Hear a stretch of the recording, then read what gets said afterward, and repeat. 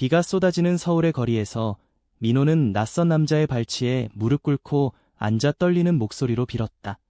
제발, 이 인터뷰만 통과하면 제 인생이 바뀔 거예요. 정장 하나만 빌려주세요. 그 남자, 준혁은 비에 젖은 청년의 눈빛을 마주하며 가슴이 철렁 내려앉는 기분을 느꼈다. 그는 알지 못했다. 이 순간이 그의 과거와 민호의 미래를 뒤엉키게 할 운명의 시작이라는 것을. 준혁은 우산을 내려놓고 민호를 일으켜 세웠다. 일어나요. 이런 데서 이러지 마세요. 그의 목소리는 부드러웠지만 단호했다. 민호는 고개를 들며 그 남자의 얼굴을 처음으로 제대로 봤다. 40대 중반쯤 된 세련된 수트에 어울리는 단정한 외모. 눈가에 새겨진 주름이 깊은 인생의 무게를 말해주는 듯했다. 도와주세요. 저 완전 낯선 사람이에요. 민호의 물음에 준혁은 가볍게 웃었다. 나도 모르겠네요. 그냥 당신 눈빛이 오래전 본 누군가를 닮아서. 그 말에 민호의 가슴이 뜨끔했다.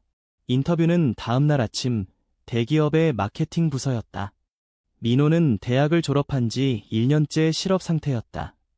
집안 형편도 좋지 않았고 아버지의 사업 실패 후 가족은 서울 외곽의 작은 아파트로 쪼그라들었다. 게다가 민호의 성적 지향은 가족에게조차 비밀이었다. 이게 성공하면 모든 게 달라질 텐데 그는 속으로 중얼거렸다. 준혁의 집은 강남의 고급 아파트였다. 민호를 데려온 그는 옷장을 열고 검은색 정장을 꺼냈다. 이게 맞을까요? 내 사이즈지만 당신 체형이 날씬하니 괜찮을 거예요. 민호는 어색하게 입어보니 놀랍게도 완벽했다. 거울 속 자신을 보며 그는 눈물을 글썽였다. 고마워요. 정말 평생 잊지 않을게요. 준혁은 커피를 타주며 물었다. 인터뷰는 뭐예요? 꿈은? 민호는 조심스럽게 대답했다. 광고 기획자요. 사람들의 감정을 움직이는 일. 그게 제 꿈이에요. 대화는 자연스럽게 흘렀다. 준혁은 패션 디자이너로 자신의 브랜드를 운영 중이었다. 성공의 비결은 솔직함이야. 특히 자신에게. 그 말에 민호는 입을 다물었다. 솔직함. 그는 아직도 아버지에게 아들로서의 가면을 쓰고 있었다. 집으로 돌아온 민호는 정장을 조심스레 걸어두고 잠들었다. 꿈속에서 그는 준혁의 눈빛을 봤다. 따뜻하고 이해하는 듯한. 다음 날 인터뷰는 성공적이었다. 합격입니다. 다음 주 월요일 출근하세요. 전화 소리에 민호는 소리쳤다. 아, 진짜요? 기쁨에 겨워 그는 준혁에게 연락했다. 카톡으로 성공했어요. 감사합니다. 곧 답이 왔다. 축하해요. 저녁에 만나서 이야기 나눌까요? 내 브랜드 스튜디오로 와요. 민호의 심장이 빨리 뛰었다. 왜일까? 단순한 감사치레가 아니었다. 스튜디오에서 준혁은 민호를 환영했다. 이게 내 작업실이야. 모델들이 입는 옷들. 민호는 감탄하며 둘러봤다. 그곳은 창문으로 햇살이 쏟아지는 밝은 공간이었다. 그들은 와인을 마시며 이야기를 나눴다. 준혁의 과거가 흘러나왔다. 나도 젊었을 때 가족 때문에 고생했어. 아버지가 엄격한 분이셨어. 민호는 공감하며 말했다. 저도 그래요. 아버지는 항상 남자답게 하라고 하시는데 그는 더 말하지 않았다. 준혁의 시선이 부드러워졌다. 당신 특별한 사람이에요. 솔직해지세요. 세상이 받아줄 거예요. 그날 밤 민호는 처음으로 자신의 감정을 인정했다. 준혁에게 끌린다. 하지만 그는 20대 초반, 준혁은 그 나이 차이만큼의 세월을 산 사람. 게다가 그냥 은인일 뿐. 며칠 후 출근 첫날, 민호는 회사에서 동료들을 만났다. 그중 하나, 태미는 밝고 유쾌한 개이였다. 아, 너 표정 봐. 무슨 일 있었어? 점심시간에 태미는 민호의 이야기를 듣고 웃었다. 그 아저씨 멋지네. 나 같으면 바로 쫓아. 민호는 얼굴을 붉혔다. 그냥 고마운 사람이야. 하지만 속으로는 동요했다. 태민의 말처럼 준혁을 다시 만나고 싶었다. 그는 용기를 내 카톡을 보냈다. 스튜디오 구경도 가도 돼요? 답, 언제든. 기다릴게. 그 만남이 잦아지며 관계는 깊어졌다. 준혁은 민호에게 디자인을 가르쳐줬고 민호는 준혁에게 젊은 세대의 트렌드를 이야기했다. 어느 날 준혁이 물었다. 당신 연인이 있어? 민호는 고개를 저었다. 아니요. 아직. 준혁의 눈빛이 어두워졌다. 나도 오래됐어. 마지막 연인은 가족 때문에 헤어졌어. 민호는 조심스럽게 물었다. 가족이요? 왜요? 준혁은 한숨을 쉬었다. 한국 사회가 아직 우리를 용납하지 않으니까. 특히 부모님 세대는 더. 그 대화가 민호의 마음을 흔들었다. 그는 집에 가서 아버지 영철을 봤다. 영철은 50대 후반, 피곤한 얼굴로 TV를 보고 있었다. 아들, 회사 어때? 좋아요. 아빠, 민호는 망설이다 물었다. 아빠, 만약 제가 게이라면 영철의 눈이 커졌다. 뭐? 무슨 소리야? 그런 말 하지 마. 분위기가 얼어붙었다. 민호는 후회하며 방으로 들어갔다. 아직 말할 수 없어. 한편 준혁의 일상도 변했다. 민호를 만날 때마다 가슴이 설레는 게 이상했다.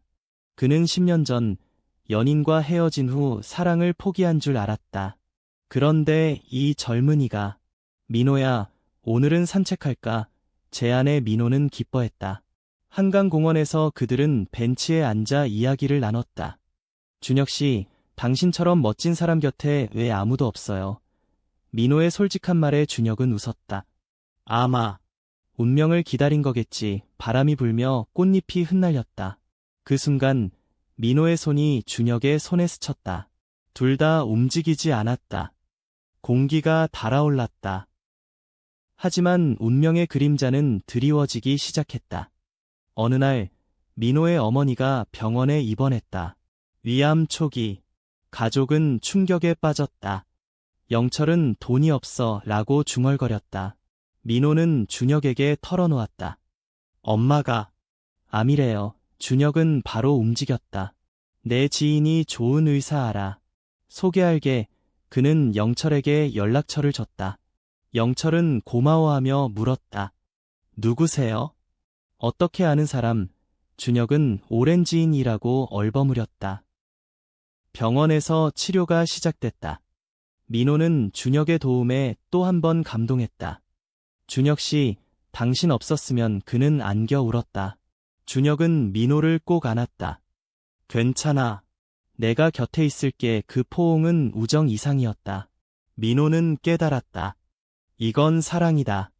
하지만 준혁은 그는 민호를 동생처럼 여기는 걸까?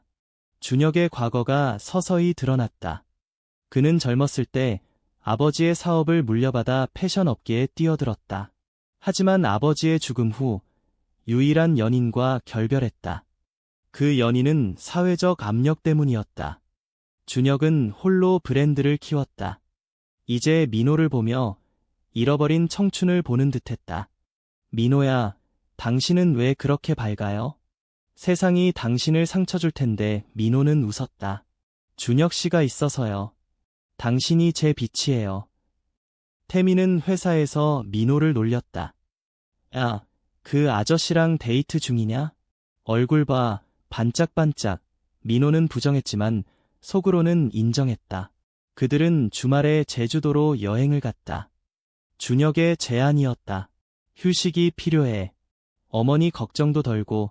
비행기에서 민호는 창밖을 보며 생각했다. 이게 꿈인가? 제주 해변에서 그들은 맥주를 마시며 이야기를 나눴다. 준혁 씨, 당신의 첫사랑은 어땠어요? 준혁은 바다를 보며 말했다. 그 사람은 내 모든 걸 바꿔줬어. 하지만 끝났지. 이제는 후회 없어. 민호의 가슴이 아팠다. 나도 그 사람이 되고 싶어. 여행 중 우연히 영철에게서 전화가 왔다. 민호야, 내 도와준 그 사람. 준혁 씨라고? 이름 들으니 나칭네. 옛날에 영철은 더 말하지 않았다. 민호는 의아했지만 넘겼다. 제주에서 돌아온 후 관계는 더 가까워졌다. 준혁은 민호에게 키스를 할 뻔한 순간을 참았다. 안 돼, 나이 차이 때문에 그는 혼자 중얼거렸다. 그러나 충돌이 시작됐다. 민호의 사촌, 지훈이 서울로 왔다. 보수적인 지훈은 민호의 변화를 눈치챘다. 너 요즘 이상해. 남자랑 붙어 다니는 거 봤어. 민호는 부정했지만 지훈은 영철에게 말했다. 형님, 민호가 게이 같아요. 영철은 충격받았다. 그럴 리 없어. 그는 민호를 추궁했다. 너, 진짜야? 그 준혁이란 놈 때문에. 민호는 울며 말했다. 아빠, 제가. 그래요. 사랑해요. 영철은 문을 쾅 닫고 나갔다. 민호는 준혁에게 달려갔다. 준혁 씨, 아버지가 알아버렸어요. 어떻게 해요? 준혁은 안아주며 위로했다. 괜찮아. 시간이 필요해. 하지만 준혁 자신도 동요했다. 왜 영철의 이름이 그렇게 익숙한가? 그는 옛날 사진을 꺼냈다. 20년 전 사업 파트너였던 영철. 그리고 그들은 연인이었다. 짧지만 깊은 사랑. 헤어진 이유는 영철의 결혼이었다. 설마 민호가 그 아들. 진실이 드러난 순간 모든 게 무너졌다. 준혁은 민호에게 말할 수 없었다. 대신 거리를 두기 시작했다. 민호는 상처받았다. 왜 피하세요? 제가 싫어요. 준혁은 아니야. 내가 소중해서 라고만 했다. 민호는 태민에게 털어놓았다. 그 사람, 내 아버지의 옛 연인이야. 어떻게 살아? 태민은 운명이잖아. 직면해. 고조는 가족 모임에서 터졌다. 영철이 준혁을 초대했다. 옛 친구를 보자. 민호는 충격. 식탁에서 준혁과 영철의 시선이 마주쳤다. 오랜만이야, 영철 씨. 그래. 준혁아. 민호는 공기를 느꼈다. 어색함, 그리고 억눌린 감정. 식사가 끝난 후 영철이 말했다. 민호야, 준혁 씨는 내가 모르는 사이야. 옛날에 사업 파트너였지. 하지만 눈빛이 달랐다. 민호는 참지 못하고 준혁을 따라 나갔다. 설명하세요. 아버지랑 무슨 관계예요? 준혁은 한숨을 쉬었다. 내 아버지와 나는 사랑했어. 20년 전. 하지만 그는 결혼했지. 이제 내가. 민호는 무너졌다. 그럼 저는 당신에게 그냥 아들의 대체. 준혁은 고개를 저었다. 아니, 민호야, 내 감정은 진짜야. 나도 사랑해. 그 고백에 민호의 눈물이 흘렀다. 하지만 배신감이 컸다. 시간이 필요해요. 그 후 민호는 회사에 집중했다. 태민의 도움으로 프로젝트를 성공시켰다. 야, 너 대단해. 사랑 때문에 무너지지 마. 한편 영철은 준혁을 찾아갔다. 왜 내 아들을? 준혁은 우연이었어. 하지만 민호는 내 아들 이상이야. 받아들여. 영철은 고뇌했다. 과거의 사랑, 아들의 고백. 내가 잘못했어. 가족을 지키려다 잃었어. 민호와 준혁의 재회는 우연이었다. 패션쇼에서 준혁의 브랜드 런웨이. 민호는 초대받아 갔다. 무대 위 준혁의 눈빛이 민호를 찾았다. 쇼 후 백스테이지에서 민호야, 미안해. 모든 걸 숨긴 게. 민호는 이해해요. 하지만 우리 가능할까요? 아버지 때문에. 준혁은 손을 잡았다. 가능해. 사랑이 이겨낼 거야. 하지만 새로운 갈등. 언론이 준혁의 브랜드를 GLBT 테마로 보도했다. 보수 단체의 항의가 왔다. 동성애 홍보냐? 준혁의 사업이 위협받았다. 민호는 내 탓인가? 라고 자책했다.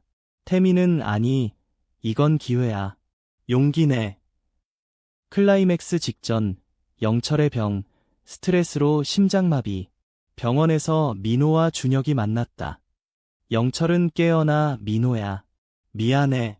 준혁아, 너도. 그는 과거를 털어놨다. 사랑했어, 준혁아.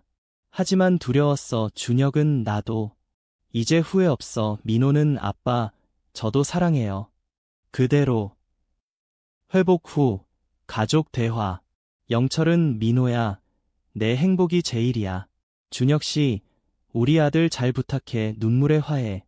하지만 사회적 압력은 여전했다. 준혁의 브랜드가 보이콧 위기. 민호는 아이디어를 냈다. GLBT 테마 캠페인으로 가요. 사랑의 다양성을. 준혁은 동의했다. 캠페인 런칭. 서울 패션위크에서 민호가 모델로 섰다. 준혁의 디자인, 사랑의 메시지. 관객들은 박수쳤다. 사랑은 자유로워. 언론은 호평. 보수 세력도 점차 누그러졌다. 최고조, 민호와 준혁의 고백. 한강 다리에서. 준혁 씨, 당신 없인 못 살아. 민호야, 영원히 곁에 키스. 불꽃놀이 아래.